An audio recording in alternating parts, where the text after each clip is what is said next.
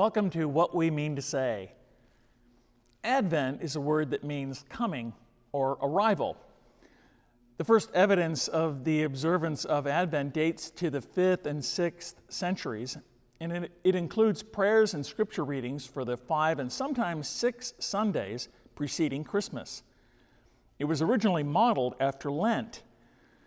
There was fasting on Mondays, Wednesdays, and Fridays.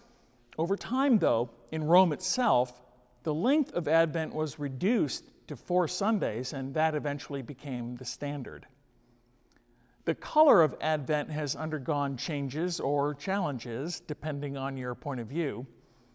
The traditional use of purple only dates to the 13th century, but even then the color was disputed. Pope Innocent III declared black to be the proper color. The color blue was used by Salisbury Cathedral from about the 11th century. Now, as I pointed out in earlier episodes, don't let anyone trick you into believing that one color is right and the other wrong.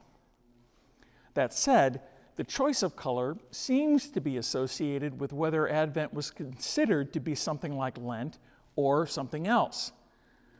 Purple had been the traditional color, and wherever Advent was modeled after Lent, the color was purple.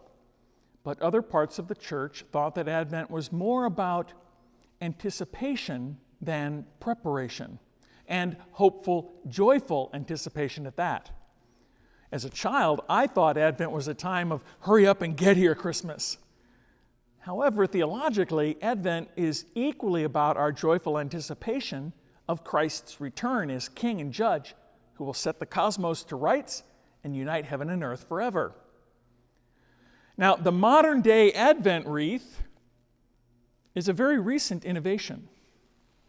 Johann Heinrich Wichern, a Protestant pastor in Germany and pioneer in urban mission work among the poor, invented the modern Advent wreath in the 19th century. During Advent, children at the mission school would ask daily if Christmas had arrived. So in 1839, he built a large wooden ring made out of an old cartwheel with 20 small red and 4 large white candles. A small candle was lit successfully every weekday and Saturday during Advent.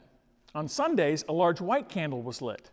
The custom gained ground among Protestant churches in Germany and evolved into the smaller wreath with the 4 or 5 candles known today.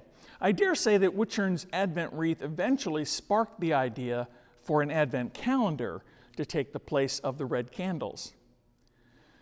The parish where I was raised, interestingly, St. Andrew's, Mentor, Ohio, used only white candles for the wreath. It was only as an adult that I encountered wreaths with 3 purple or blue candles and 1 rose-colored candle. Now remember, Advent was modeled after Lent in many places. The liturgical color for the 4th Sunday of Lent was rose.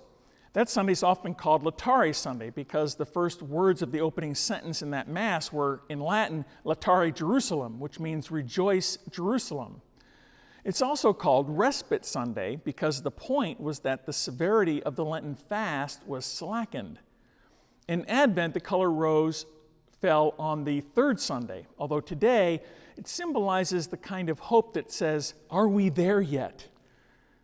Now, if you're puzzled because you've never seen rose-colored vestments, there's a good pragmatic reason why.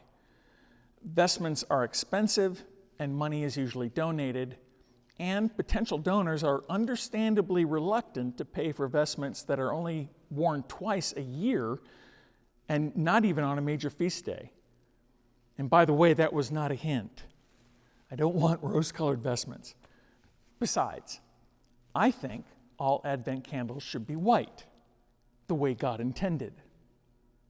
And that's what we mean to say.